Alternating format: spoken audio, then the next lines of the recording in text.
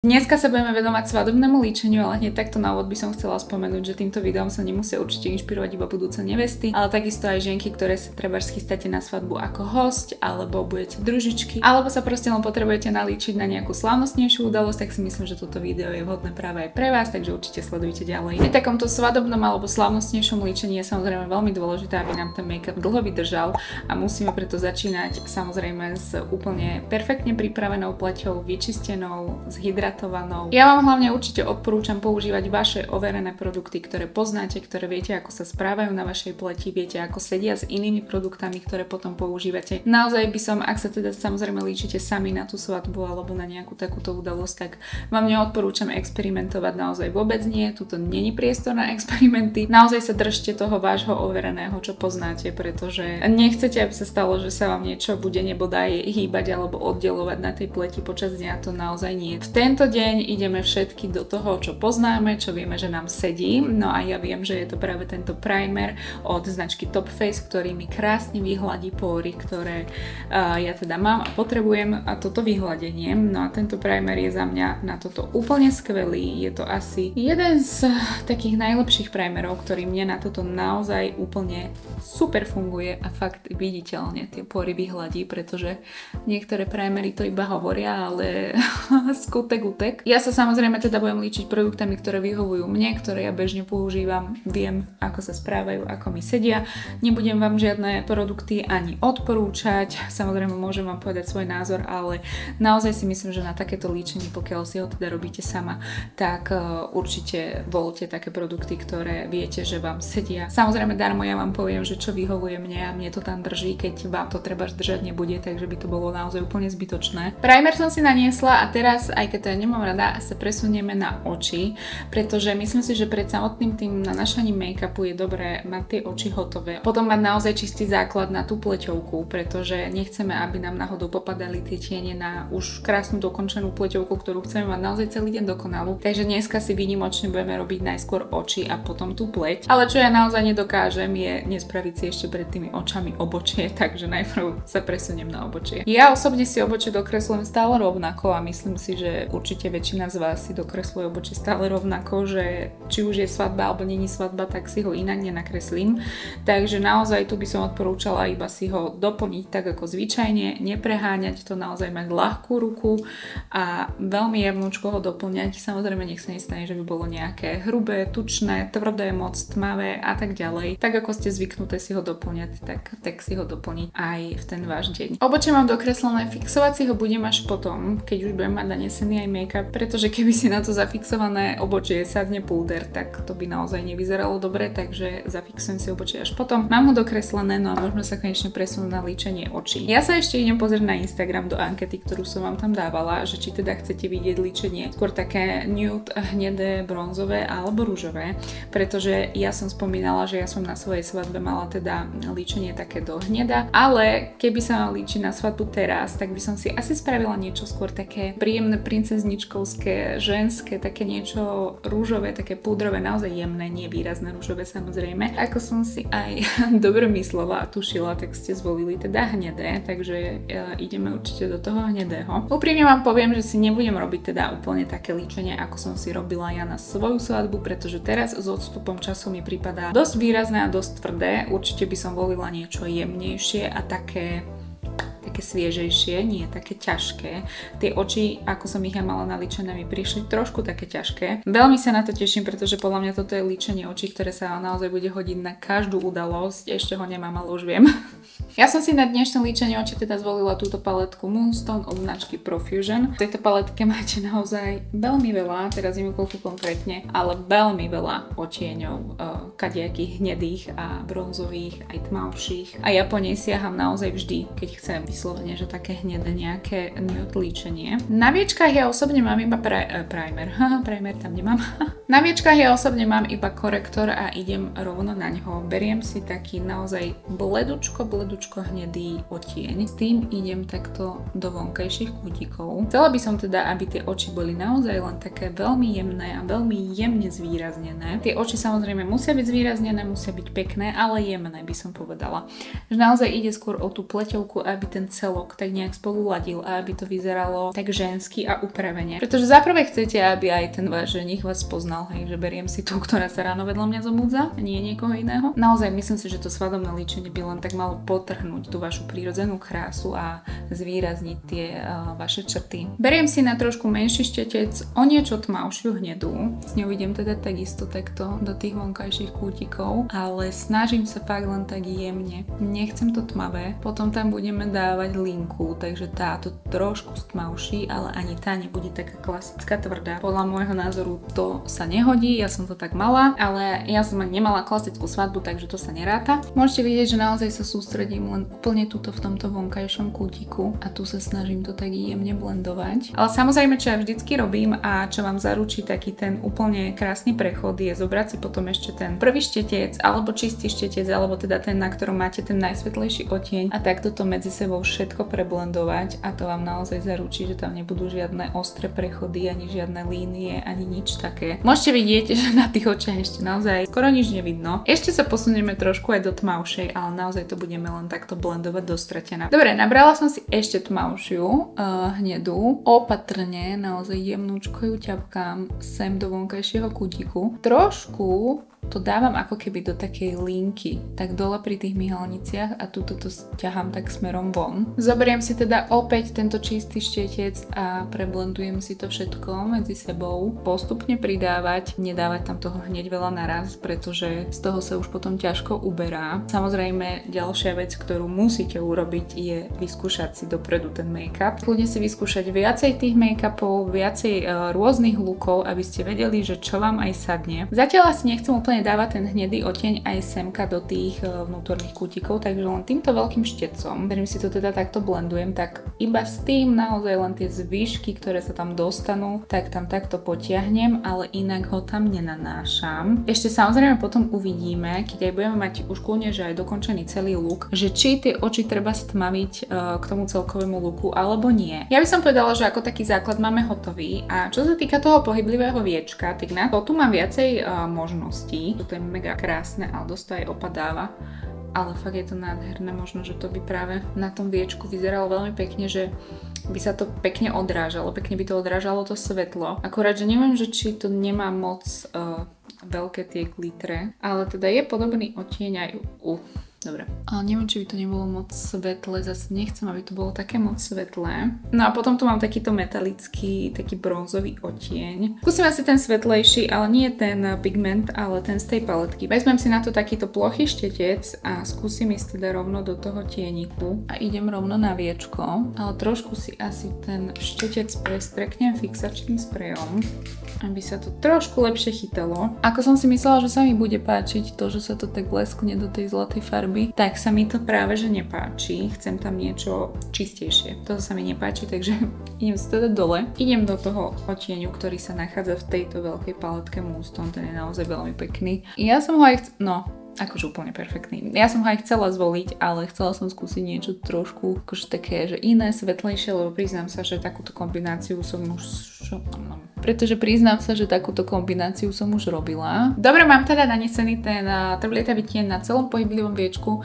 Teraz si vezmem ešte tento štetec. Trošku si to takto z tých vonkajších kútikov upravím. Teraz si vezmem ešte tento veľký štetec a celé si to opäť takto preblendujem. Zobrala som si ten trblietavý tienik ešte na prst a takto ho tam naťupkám, hlavne na ten stred viečka. Idem si nanašať aj linku a úprimne som rozmýšľala, že či si nanesiem čisto len tieňom, buď čiernym alebo tmavo-hnedým linku, alebo si nanesiem klasickú vlastne perovú alebo hociakú klasickú linku fixkovú. Doniesla som si sem túto hnedú od značky Gabriely Salvete z tej kolekcie Petra Nude, pretože myslím si, že hnedá linka je asi lepšia voľba ako úplne taká čierna.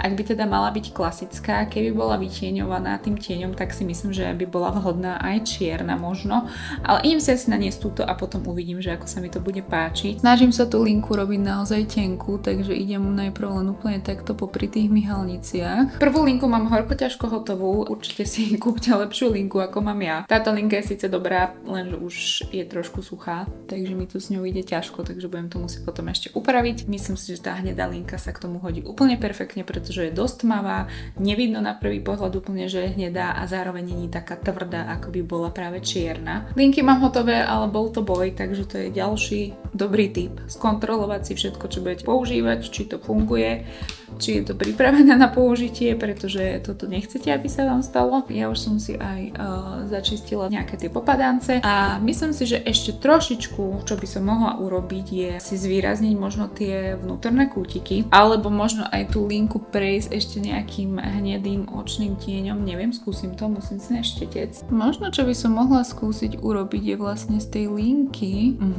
že ju tak ako keby rozmazať tým hnedým očným tieňom. Paráda. Presne takto nejak som si to predstavovala. Ja si myslím, že môžete vidieť, že takáto hnedá, ako keby trošku rozblondovaná linka vyzerá prirodzenejšie, alebo teda, že vyzerá to tak viac profesionálne ako keby. Jediné, čo sa mi na tých očiach tak trošku nezdá, je tá zlata na tých pohyblivých viečkach. Príde mi až moc zlatá, takže skúsim si zobrať takú bledu, ale viac do biela a iba jemnučko to cesto navrstviť, že či to nepomôže, aby to vyzeralo tak menej zlato. Naozaj to stiahlo len trošičku, ale predsa to vidno a myslím si, že je to viac také prirodzenejšie, nie je to moc také zlaté. Horné viečka máme hotové, teda čo sa týka očných tieňov. Presunieme sa na make-up a teda na ten základ. Make-up by som volila na jednej strane taký viac krycí, nejaký taký naozaj, čo vám tu pleť krásne zjednotí, naozaj krásne zakrie všetko a zase na druhej strane nie je ťažký, pretože nechceme mať na tej pleti toho veľa, nechceme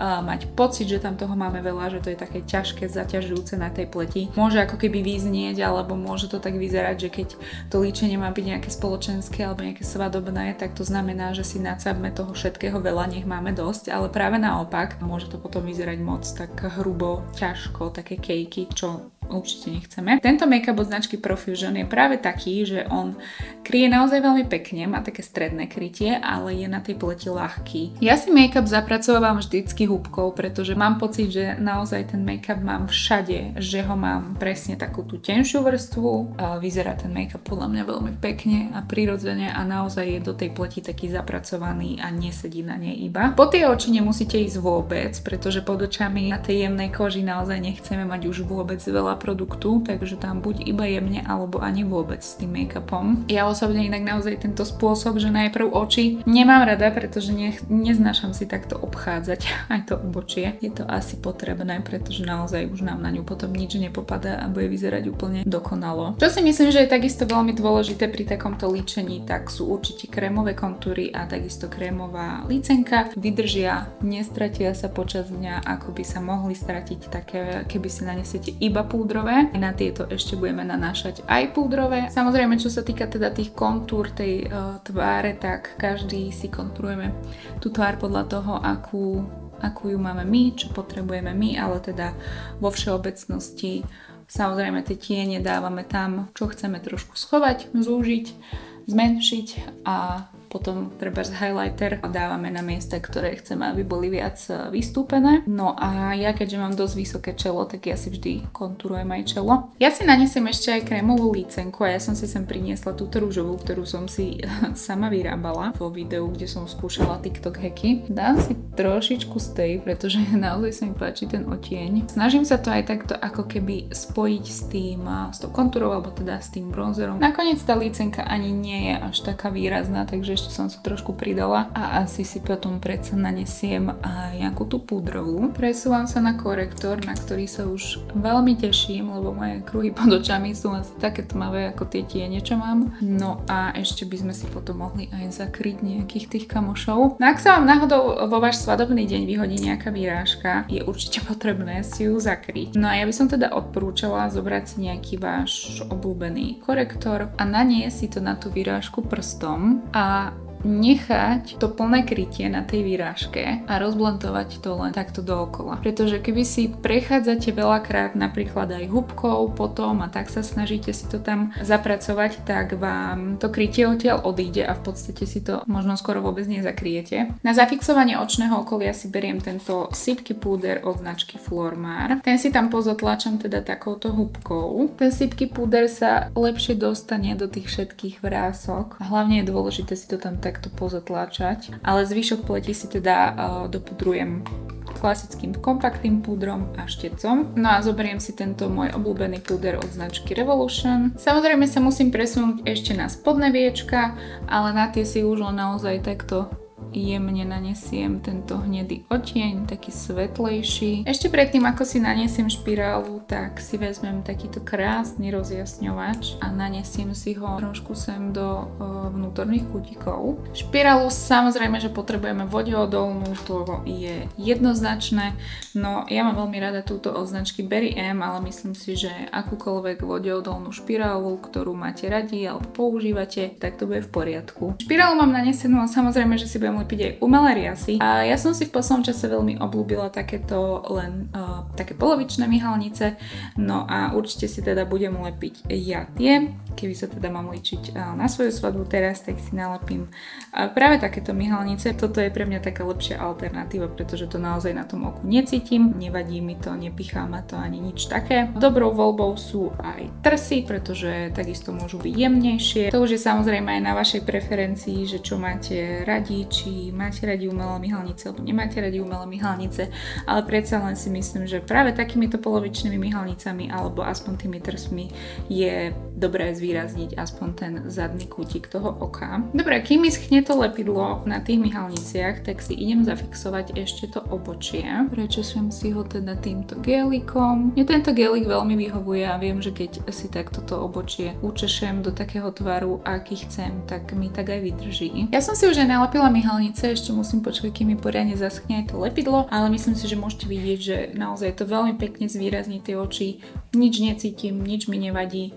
Ani si ich poriadne nevidím, takže čo je úplne super, že keď vám aj náhodou vadia umelé myhalnice, tak tieto vám vadiť naozaj nebudú. Idem si ešte jemnúčko navrstviť trošku bronzeru, ale naozaj len veľmi jemne, nepreháňam to. V podstate ako keby zafixujem ten, čo už tam máme, takže si len cez neho takto jemne prejdem. Tento bronzer od Eveline je veľmi fajn, nerobí žiadne flaky. Licenku tu mám túto krásnu od značky Top Face, je to naozaj veľmi pekný odtieň.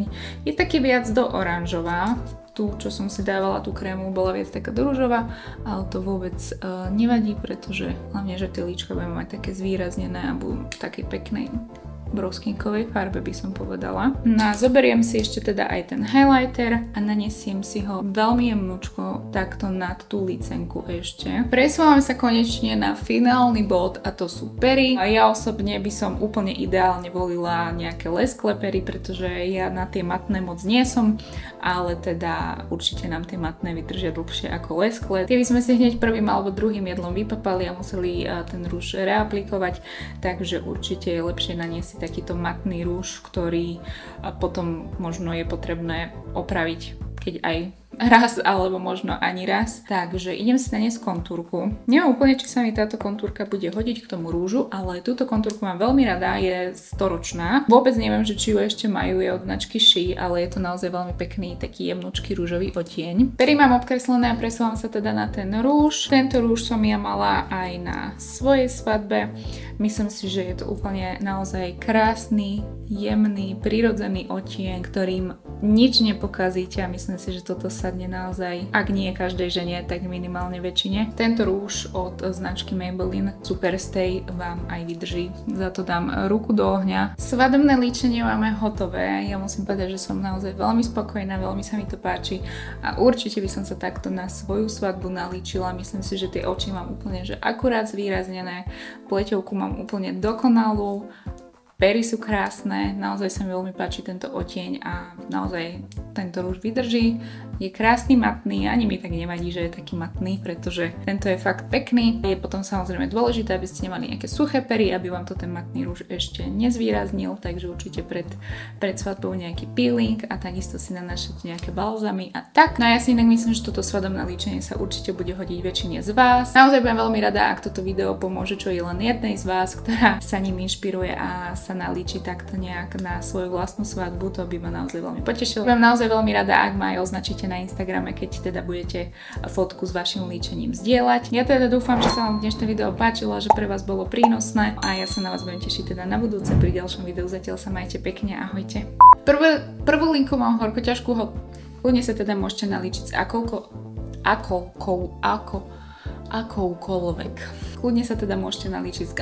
Kľudne sa teda môžete nalíčiť s akoukoľvek na to.